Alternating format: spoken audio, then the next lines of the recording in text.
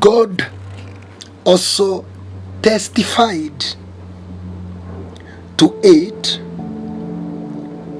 by signs, wonders, and various miracles, and by gifts of the Holy Spirit distributed according to his will. Hebrews 2 and verse 4. Demystifying Holy Spirit. Wow, this one is good. What is this is being called it, that God also testified to it, salvation. If you may consider verse 3, it speaks of the salvation which was first announced by the Lord, was confirmed to us by those who heard him. Salvation of Jesus Christ. But my keyword is the work of the Holy Spirit. If you look there, the man of God says that your salvation, there are some certain things that confirm you are saved. Being saved, it can be saved in your heart, and by your mouth you confess. But confirmation, because the word must confirm, is through some certain aspects. And Paul is saying, why do you need the Holy Spirit? Number one, Holy Spirit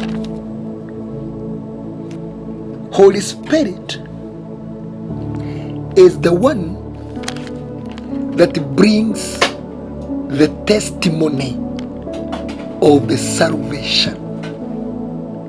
Number two, Holy Spirit is the architecture. He is the architect of signs, wonders, and miracles. One thing you have noted in the world we are living in, there is a lot of counterfeit. But if you have the Holy Spirit, there will always be a sign testifying your salvation. There will always be a sign, the fruit showing that you're born again. That is key. The sign, the indicators, the pointers. You don't need to tell anybody, I am born again. If the Holy Spirit is in you, he is the one testifies of your salvation, not you. And how does he testify of your salvation? Through the sign. So there is something the word looks at to say a person is born again. So do you produce the sign of salvation? That sign of salvation is produced by the Holy Spirit. Number two, the wonders. The wonders. This has to do with amazement of life, awesomeness of life, magnificency, excellences, triumphs, conquest, achievements. Because the Holy Spirit is there in you to testify of your salvation.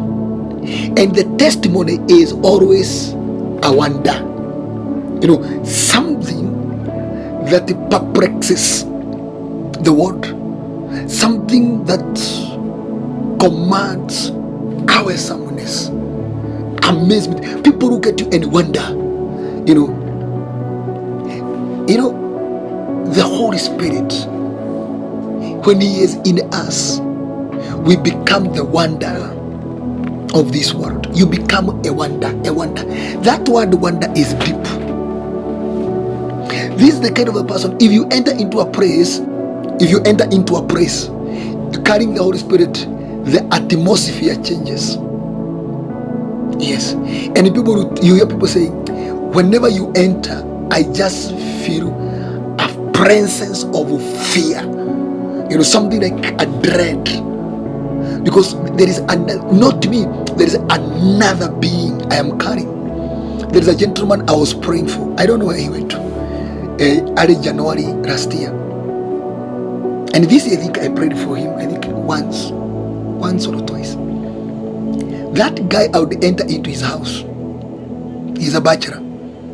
I would enter into his house. The moment we start having a discussion, he would enter into sleep. He would enter into sleep to a point now he is ngorotari. And he told me, man of God, I don't sleep because I am ignoring. No, whenever you enter here, there is a presence of peace that fills this house. And I feel relieved. I feel at rest. That is why you notice I enter into rest and I sleep. But when you're not here, I am in commotion. I am in tussles. I am in conflict. I'm in crisis, such that I am exhausted and worn out. But when you enter, I feel a form of a breath of freshness. Wow. Because the Holy Spirit in you produces wonder. Number 3 is miracles. Various miracles. Not one type of miracle. Why are people nowadays getting tricked into worshiping funny things? Is because they are looking for miracles. But the Holy Spirit is the architect of miracles. Miracles is supernatural events that happens in your life as interventions of God of a certain predicament that your natural ability doesn't have the means and the capacity of sorting it out. So you need a miracle. You get that? You need a miracle. So the Holy Spirit, if you are carrying the Holy Spirit, He produces various miracles. And that one is another plus for having the Holy Spirit. 3 gifts of the Holy Spirit. When you are carrying the Holy Spirit produces in you gifts. These gifts are virtues of abilities of God. Talents. The Holy Spirit enters in you. One of the things He does is He produces gifts of the Holy Spirit. What does that mean? He produces virtues of God, potencies of God, capacities of God, abilities of God, tools of work of God, equipments of God, channels of God.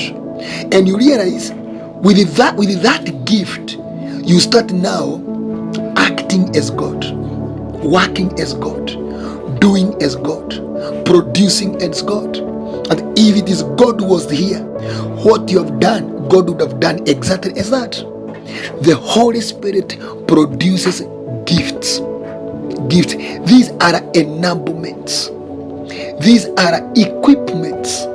These are virtues of God. The Holy Spirit enters in you. 5 things will happen: testimony, signs, wonders, miracles, and gifts will be in you. Why then would you not want the Holy Spirit? Just convince me that, hey, Holy Spirit. Me, I want Him.